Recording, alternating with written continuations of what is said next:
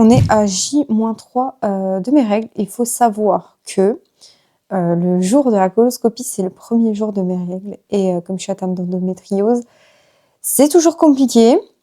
Ouais, j'espère que ça va bien se passer, mais je vous avoue que c'est vraiment le pire cas. Bon, je vais aller chercher mon lavement. Attendez, je vous dis comment il s'appelle, parce qu'apparemment, il y en a plusieurs. Mais le mien, c'est Easy Nova. J'espère qu'il ne faut pas le commander, hein, parce que s'il faut le commander, laisse tomber. On va être short dans les délais. Oh, regardez-moi ce merveilleux bouquet que l'on m'a offert. Waouh! Ah non, il est trop beau quand même. Il est extraordinaire. Ce bouquet est extraordinaire. Vous ne saurez pas qui me l'a offert. Peut-être bientôt, mais il est trop beau. C'est trop beau. C'est bon. J'ai pas tout ce qu'il faut, mais je l'ai commandé à la pharmacie et elle m'a dit qu'elle l'a demain. Donc je suis soulagée parce que je me suis dit, purée, s'ils l'ont pas, je vais devoir faire toutes les pharmacies de France parce que je m'y suis pris comme d'habitude au dernier moment. Mais c'est bon, je suis sauvée. Du coup, vous retenez d'y aller un petit peu en avance au cas où ils doivent le commander et que ça prenne plusieurs jours. Et j'ai pris même un petit extra parce qu'ici, on fait pas les choses à moitié. Ah! Apparemment, ça irrite alors. J'ai pris de la bépantène, les gars. Et comme ça, pas de fesses irritées. On est paré à toute éventualité. Ça va bien se passer. Du coup, voilà, je vous fais des petits bisous. Moi, je vais aller marcher avec ma maman. Là, il fait trop beau. Vous voyez sûrement rien parce qu'il y a trop de lumière.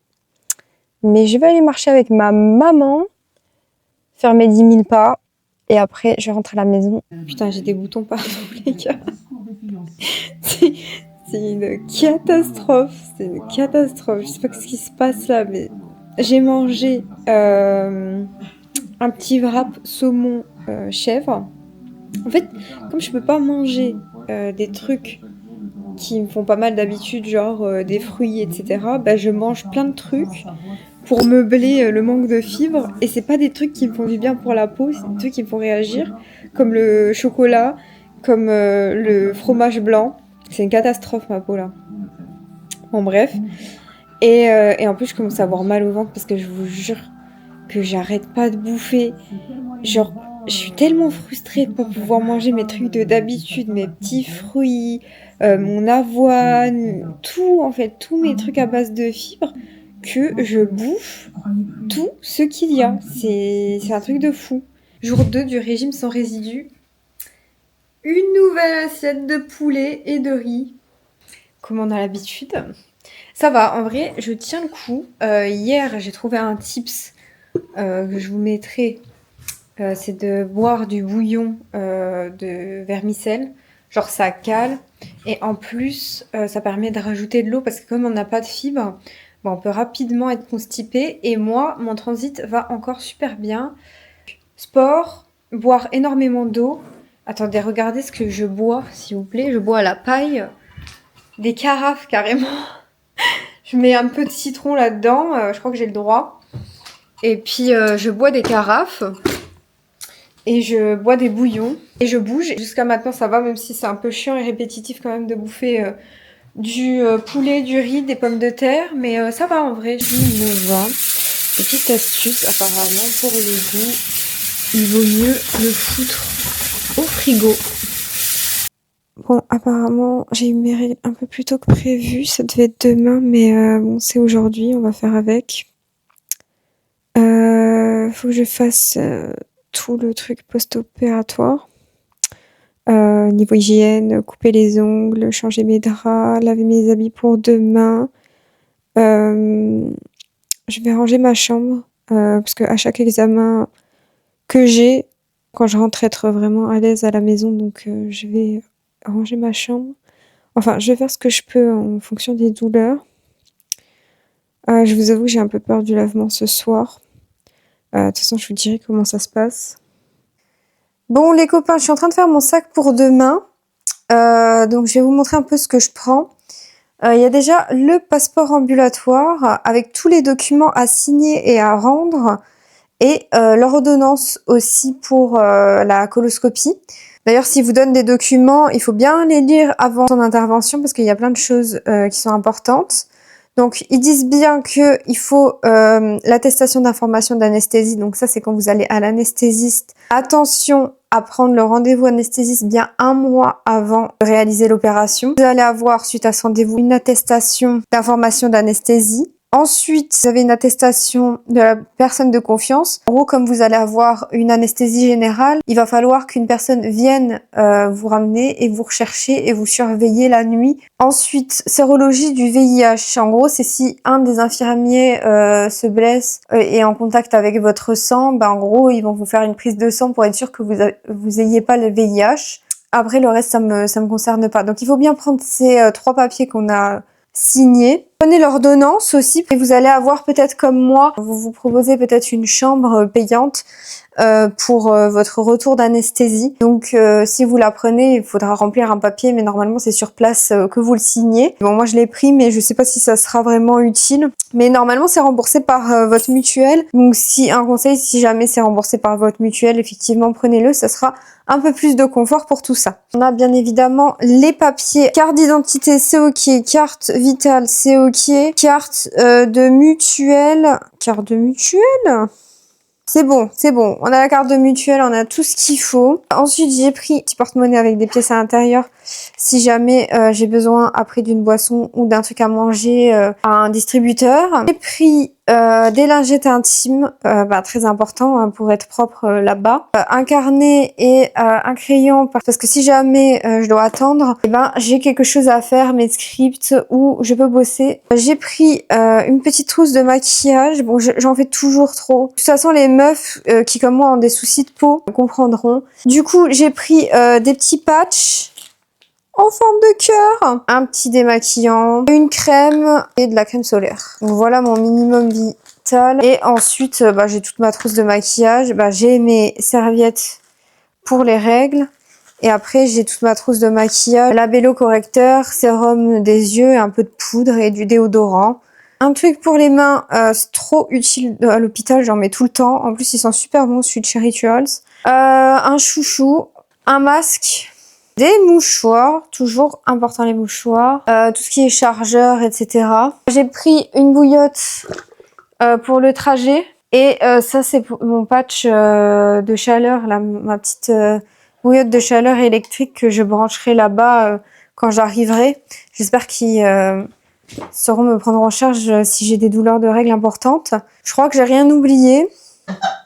Bon, ça y est, c'est le moment. Je veux que personne ne rigole sur ma petite Charlotte. J'espère que vous entendez bien parce que je suis dans le salon avec maman qui regarde quotidien. Du coup, Easy Nova. Je suis un peu en retard, il est déjà 21h passées. Et j'ai lu sur ChatGPT qu'il fallait compter 6 heures de vidange. Et j'en ai un deuxième demain matin, donc je sais pas comment ça va se passer. Du coup, il y a 2 flacons. Comme ça.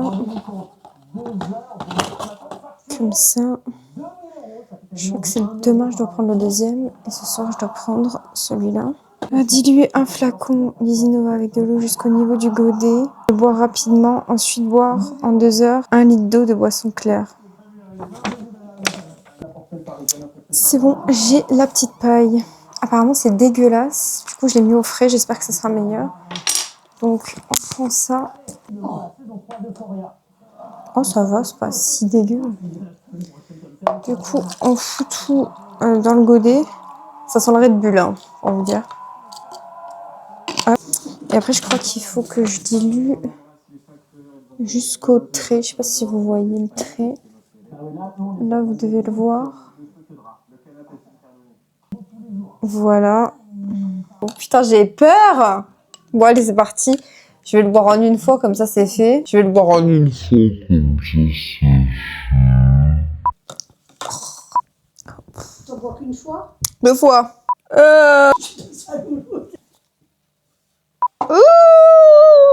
Oh, ça va, c'est pas si dégueu. C'est dégueu! C'est dégueu. C'est dégueu. Hein. Je dois le boire, ce truc? Je me dire, je bois de l'eau de Javel, quoi. Imagine, c'est un truc pour mettre dans le... Moi, je suis en train de le boire, là. Il est écœurant. Ah ouais, non, mais il est dégueulasse, le goût. Bon, on est loin du cul sec, mais... c'est terminé. Oh, quelle horreur, purée. Je crois que ça va sortir de partout, là. J'ai envie de vomir, même. Oh, purée, j'espère que ça va aller. Faut encore boire 1 litre d'eau. 1 litre d'eau de boisson claire. On va boire 1 litre d'eau, de suite. Avec plaisir, même. On passe la suite. On se retrouve demain pour de nouvelles aventures. Faut que je prenne encore une fois cette... Et puis voilà, je vous dirai comment ça s'est passé. Des bisous, souhaitez-moi bonne chance pour demain. Et pour ce soir. Purée les gars, on est le matin. On est le matin et je dois encore prendre 9h40, faut que j'arrête de boire. En fait, c'est parce qu'ils m'ont dit que je passais l'après-midi. Du coup, l'autre m'a surligné la deuxième étape. Alors, je peux pas vous montrer, il y a mes coordonnées. Pour une coloscopie le matin, il faut faire l'étape 1 entre 19h et 21h et l'étape 2 entre 7h et 9h du mat. Sauf que la convocation, c'est à 11h40. Et ils m'ont dit, je passe dans l'après-midi. Mais pour moi, 11h40, c'est plus le matin. Et voilà, je suis ready. Toute jolie pour ma coloscopie. Ça n'a aucun sens. J'ai oublié de vous prendre quand je me préparais. Vous m'excuserez, mais c'est toujours la même chose. De toute façon, je me suis pas trop maquillée. J'ai juste mis une crème, un petit peu de correcteur sur mes taches et c'est tout. J'ai fait les cheveux hier dans le bonnet. Ils sont canons.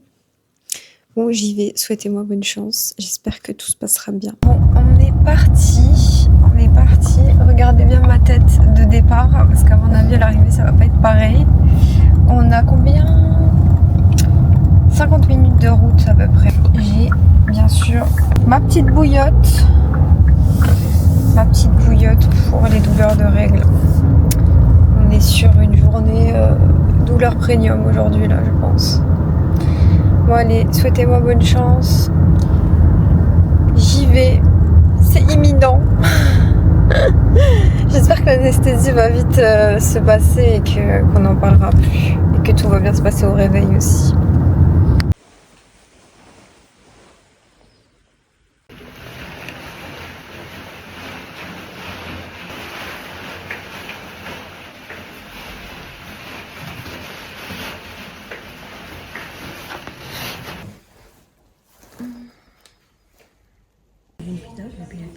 Ah ça c'est gentil, merci. Il était fermé. C'est vrai. Non mais regardez-moi ce chocolat. Ok les petits potes, je vous reprends en voix off pour la séance what the fuck de la soirée. À peine sortie de l'hôpital, c'est pas que je me fais contacter par Magali Berda pour passer le soir même dans son émission de radio pour parler de l'endométriose aux côtés d'un médecin spécialisé dans l'endométriose et de la chanteuse Mag qui est également atteinte d'endométriose. Comme quoi les réseaux peuvent nous apporter des opportunités. Donc petit rappel pour que tu postes ton contenu. En tout cas, j'étais ravie de participer à l'émission et surtout de parler de la cause de l'endométriose, de participer à ce qu'on en parle plus en tout cas. Et c'était une chouette expérience. Bon les amis, ça fait quelques jours que ma coloscopie est passée et je vous ai fait un petit résumé des choses que j'aurais aimé savoir avant cet examen. Premier point, le rendez-vous avec le gastro-entérologue, c'est pour vous l'occasion de vous assurer que le professionnel de santé est impliqué dans votre process de diagnostic et surtout dans le cadre de l'endométriose et encore plus quand on est confronté à une errance de diagnostic. Moi, dans mon cas, il y avait encore une petite hésitation au niveau de la maladie de Crohn. Donc le but de la coloscopie était de voir si effectivement j'avais la maladie de Crohn ou alors appuyer le diagnostic clinique pour le moment. J'ai un diagnostic clinique d'endométriose au niveau de mes douleurs abdominales puisqu'ils n'ont pas encore retrouvé de lésions à l'IRM. Et j'insiste, hein, c'est vraiment super important que le spécialiste que vous voyez soit là du début, donc de la première consultation jusqu'au geste et jusqu'après le geste pour vous expliquer ce qu'il a trouvé. Perso, j'ai déjà eu une mauvaise expérience avec ça où j'ai consulté un premier médecin, je me suis fait opérer par un autre Et à la fin, le médecin ne savait plus vraiment qui j'étais et pourquoi j'étais venue. Donc, c'est pas hyper constructif comme façon de faire, je trouve. Donc, surtout quand on est confronté à l'errance, avoir un médecin qui est impliqué dans le diagnostic et dans votre problématique. Donc, qui vous suit de A à Z. Ensuite, il y a le rendez-vous anesthésiste. C'est à vous de prendre votre rendez-vous anesthésiste Mestar. Vous le prenez J-30 grand max avant l'opération, enfin le geste. Vous le prenez J-30 avant la coloscopie. Dans le centre, normalement c'est ça, hein, normalement c'est dans le centre où vous allez avoir l'intervention. Il va juste vous poser quelques questions. Peut-être qu'il vous fera une prise de sang. Moi, j'en ai pas eu, mais c'est possible. Ensuite, vous allez avoir un rendez-vous avec une infirmière qui va vous dire un peu comment ça va se passer, où vous devez arriver, combien de temps en avance, les règles d'hygiène avant une intervention de ce type. Et puis tout le déroulé de l'examen, combien de temps ça va durer, etc. Donc vous aurez toutes ces informations. Vous pouvez avoir un petit guide, ça dépend des centres. Moi, en tout cas, ça s'est passé comme ça. Et ensuite, place à la préparation. Je pense que c'est le plus dur, cet examen, la préparation en amont. En fait, 3 jours avant, vous allez avoir un régime sans résidus, c'est-à-dire qu'ils vont vous donner une fiche avec des aliments que vous pouvez manger ou pas. Perso, j'ai pas trouvé ça hyper contraignant. C'est un peu, au début, c'est un peu bizarre parce qu'il y a moins cette sensation de satiété puisque le régime sans résidus, vous n'avez pas de fibres, de fruits, de légumes, etc. Donc vous allez avoir faim en fait tout le temps, enfin moi surtout quand on fait du sport, mais pour certaines personnes ça n'a aucun impact quoi. Et il faut vraiment bien que vous m'écoutiez parce que je veux pas me vanter, mais j'ai eu une préparation 10 sur 10, hein. C'est-à-dire qu'elle m'a dit elle a jamais vu un côlon aussi propre, donc écoutez-moi les gars. Du coup, bien respecter 3 jours avant le régime sans résidus. Ensuite, ils vont vous donner un lavement. Moi, c'était Easy Nova. Et en fait, à chaque lavement, il y a un protocole à suivre. Il y a 2 options. Si vous avez une coloscopie, ça vous le choisissez au moment du rendez-vous avec le gastro-entérologue et selon ses disponibilités. Moi, j'ai le choix entre les deux. Soit j'avais la coloscopie le matin et il fallait que je prenne Easy Nova. Donc, il y a 2 pots. Un premier pot à 18h et un second pot à 21h. Soit j'avais l'option de le faire l'après-midi. Dans ce cas-là, je commence le soir entre 19h et 21h et je prends la deuxième fiole en fait le matin entre 6h et 7h du matin, je crois. Si je peux vous donner un conseil pour le régime sans résidus, vous respectez bien évidemment les aliments autorisés et interdits. Ça, c'est non négociable. Buvez aussi beaucoup. Vous marchez beaucoup. Vous bougez. Parce que tout simplement, ce que vous allez pouvoir évacuer naturellement, vous n'aurez pas à l'évacuer pendant le lavement et c'est mieux en fait. Hein. Je vous assure que c'est mieux que d'avoir tout à faire avec le lavement. Et ensuite, si je peux vous donner un deuxième conseil, quand on arrive au jour J-1 ou J-1 plus jour J, où vous devez prendre la préparation colique, celle qui va vous faire aller à la selle. Dans tous les cas, que vous preniez l'option du matin ou du soir, vous allez passer une nuit horrible. Donc essayez, si vous pouvez, en tout cas, de vous reposer dans la journée. Parce que la nuit, en gros, vous prenez le lavement. Moi, ça a mis 1h30 à faire effet.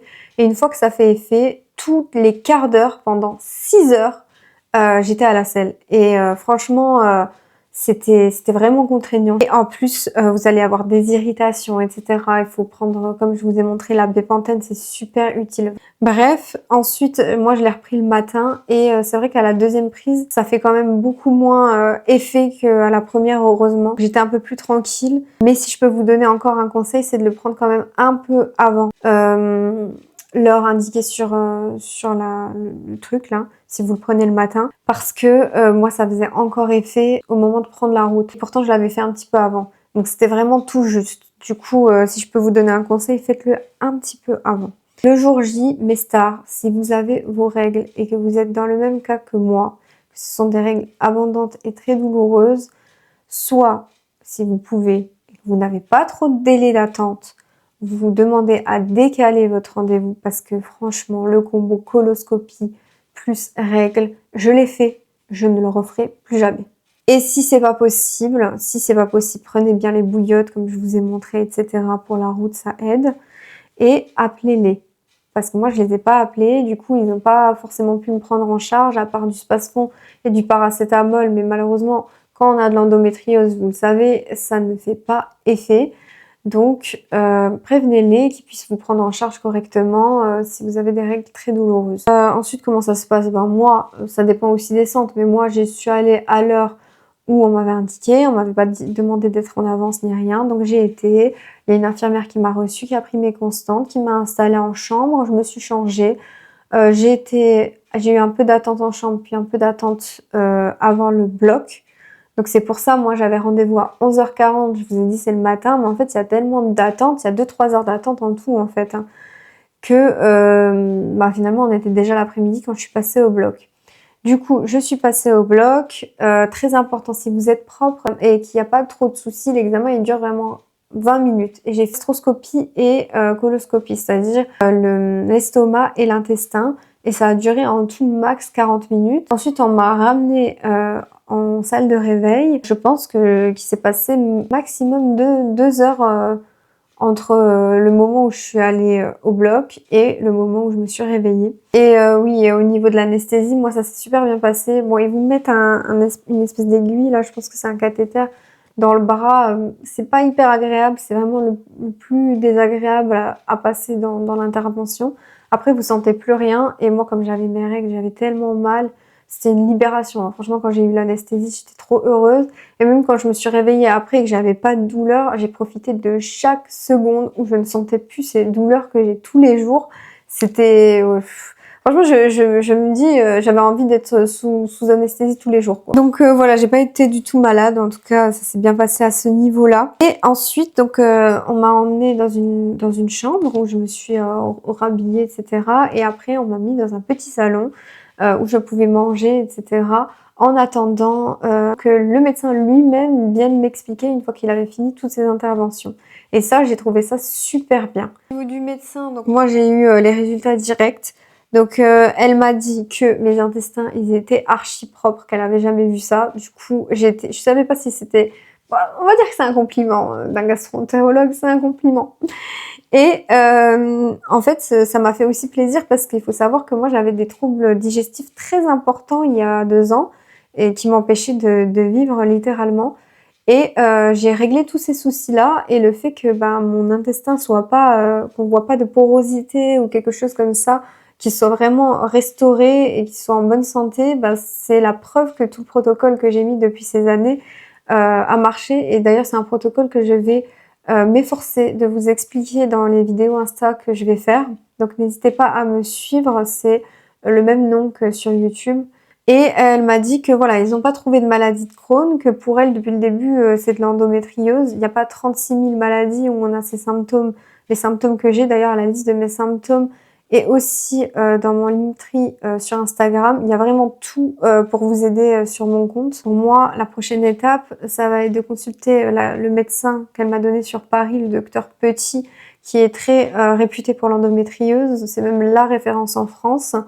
Et un médecin recommandé par Endo France. Et ensuite, je vais demander donc une seconde lecture d'IRM sur deuxièmeavis.fr. C'est une démarche que je vais vous montrer également. Donc je vous invite à vous abonner si c'est pas déjà fait. Moi ici je parle d'endométriose, de sport, d'immobilier. J'essaie de montrer à travers mes vidéos que tout est possible malgré l'endo. J'essaie aussi de partager mon quotidien de la façon la plus transparente possible pour montrer aussi la réalité de l'endométriose qu'on ne voit pas forcément. Quand on voit une personne qui fait tout ça, on se doute pas qu'il y a aussi autant de souffrance. Mais c'est important que la société en prenne conscience pour que justement on ait un petit peu plus d'options en termes de traitement et de prise en charge des douleurs.